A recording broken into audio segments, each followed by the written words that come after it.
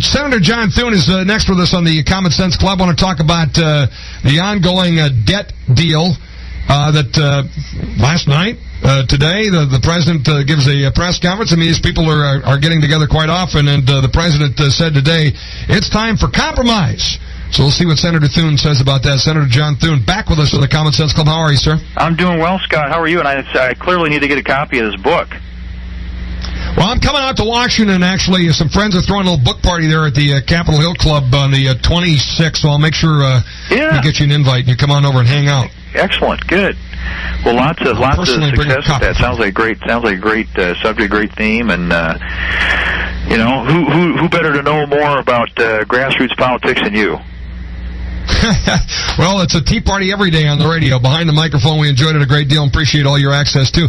The president's sort of lecturing, everyone now about how it's time for compromise, time to eat your peas. How did you react to his comments today? Right. Well, he's really trying to use his bully pulpit to get the high ground on this, Scott. But to me, this is really a debate about the size of government. How big do we want the government to get? This is not a revenue issue. The problem here is not that we tax the American people too little. It's that we spend too much. And so talking about eating your peas and having to swallow all these tax increases, to me, is completely missing the point of what this is about. We have grown government so dramatically in the last few years that it now is a quarter of our entire economic output, and the historical average for the past 40 years is about a fifth, and so we just continue to grow government. That's the issue here, and the president needs to confront it, but he doesn't want to. So when you talk about this being really a debate about the size of government, the idea that more taxes are necessary, tax hikes are necessary, which sounds like is what's caused John Boehner to walk away and say there is going to be no mega deal, no big deal, because the president will not remove tax hikes from the table. The only way he gets to bigger government, which he clearly wants, is more tax hikes. Do you think John Boehner and others are right to walk at the insistence of higher taxes from Obama and the Democrats? Well, they are for two reasons, Scott. One is when you've got an economic downturn, you got over 9% unemployment, 9.2% as of last week. The one thing you don't want to do is raise taxes. I mean, raising taxes has never created a single job, and so it was the exact wrong prescription right now to raise taxes. No matter how that's defined, you don't want particularly the people who create the jobs in this country and the small businesses to be faced with higher taxes. That's what they would be doing. And secondly, it really is about, the size of government. And this president and a lot of his allies in Congress want to expand government. That's what the healthcare debate was all about. They have a very different view of the role of government in our society than many of us do. And their view consists of a much larger, more expansive, more involved, more intrusive, more interventionist type federal government. And that is not that's not the solution for America's future. So some of his other comments today, as I said earlier, he said it's time for both sides of the aisle and for Pennsylvania Avenue to eat our peas. He said, if not now, when? He said, let's step up, let's do it. I'm prepared to take on significant heat from my party to get something done, and I expect the other side should be willing to do the same thing if they mean what they say. So this is how he's going to craft this, and saying, I don't see a deal done if they don't budge, period. Yeah, well, he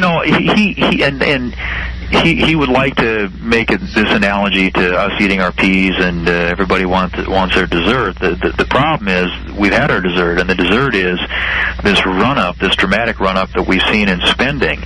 And now it's time for a little austerity. But that doesn't mean that we raise taxes on the American people. That means that we start tightening our belts. We learn to live with our means. We quit spending money we don't have. That is the problem in Washington, D.C. today. The government has grown way too fast. It has gotten way too large, and the American people know it. And this president is in denial of that fact, as are many of his allies here in Congress, and continue to insist that this is an issue of we need more taxes, we need more of the American people's money. That's not the problem here. We've got plenty of the American people's money. We're just we are continuing to create new government programs that spend that money way too fast and grow government way too large. Do you buy any of the scare tactics that if a deal isn't done by such and such date, now I guess it's August 2nd, it's changed, I don't know how many times we've been hearing about this, oh, it's March, it's May, it's April, it's, but now it's August. Do you buy any of the rhetoric from Tim Geithner, the Secretary of the Treasury or the Obama administration or others, that if we don't get a deal done before this kicks in, that damage will be done to the good faith and credit of the United States of America? Well, I don't know when that date is, but I do know that it is important for us not to be. We want to be a country that pays our bills. We want to be a country that doesn't default on our debts, and so clearly there is an imperative here to do something to make sure that doesn't happen, but. It should be in accordance with a bill that would actually do something about this runaway spending and runaway debt. You can't continue to grow government and spend more and more in Washington, D.C. and pile more and more debt on future generations and not do something about the problem. And the problem is that we're at $14 trillion today under the president's budget. That would double in 10 years. And, we've gotten to where now our total gross debt is almost equal to our entire economic output. That's in the neighborhood of countries that were like what we're seeing in Europe. And I don't know if there have been some stories out recently about what they're paying for interest on their government debt right now, and it's over 20%. This would be a disaster for our economy if we don't get the spending and debt under control. But just giving the president a blank check to say raise the debt limit would be the exact wrong way to go about that. We need to insist that there are disciplines put in place that will get this spending under control. You said earlier that the president is trying to get to the high ground here. Do you think he sees the unemployment numbers last week, his own political fortunes in free fall, and this is about trying to gain the issue politically? Is that what this is about? Sure it is. I think he's got a real he's very concerned about the politics and the high unemployment and the economy.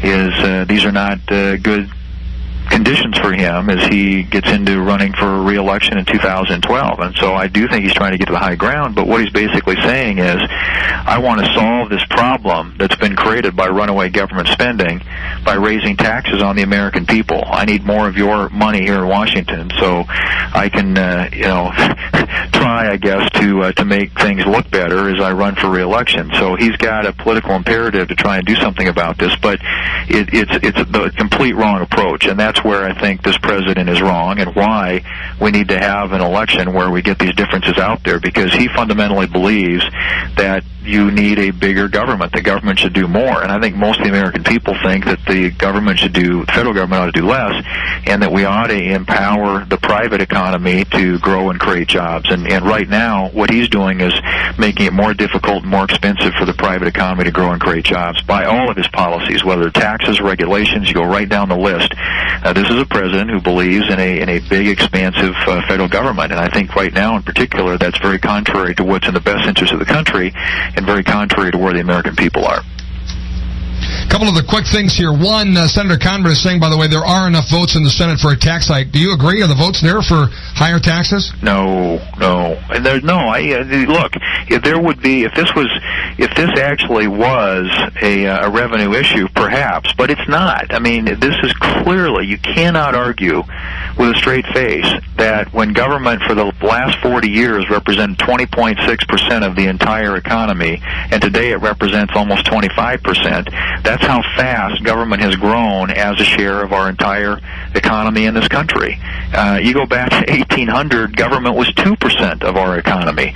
Government continues to grow and get bigger and do more and more, and it's crowding out private investment, crowding out the opportunity for small businesses in this country to create jobs, because when the government takes more out of the private economy, it means the private economy has less to create jobs with.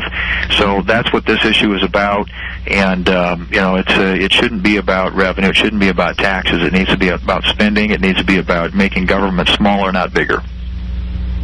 All right, 2 minutes left. I want to quickly ask you about your compromise on the ethanol tax credit. A lot of folks look at that and say, look, a very important part of our rural economy, but also at a time of record debt and deficit, something we can no longer afford. You agree, but on a sensible path to get there, right? Well, right. I mean, I think that the industry knows that this is they're in a transition, and the kind of support that's been there in the past in this current budgetary environment is not going to be there, and that's I think a recognition of reality. And so the question is, then how do we put in place the best policy going forward that maximizes the amount that the investment and what it yields in terms of the industry's future, but also pay serious attention to getting the spending and the debt under control. And I think this accomplishes that. 2/3 of it would be used to pay down debt, and 1/3 of it for policies that will hopefully provide a better future for biofuels in this country. Half a minute left, but explain the process now. Is this going to pass the Senate and go to the President? Do you expect that to happen? We'll see. It could get involved in this discussion on the debt limit. Who knows? We would like to see it move in some fashion and get on the President's desk and get enacted into law. Every month that goes by, there's less revenue available to address both the future of the biofuels industry and the federal debt. Sounds great. Senator, always appreciate hearing from you, getting the latest on what's going on there. Thanks for the time. We'll chat with you soon. Great being with you, Scott, and lots of luck with the book. Thanks a ton. We'll see you in D.C. on the 26th. All right, sounds good. Thanks, Scott. Bye now.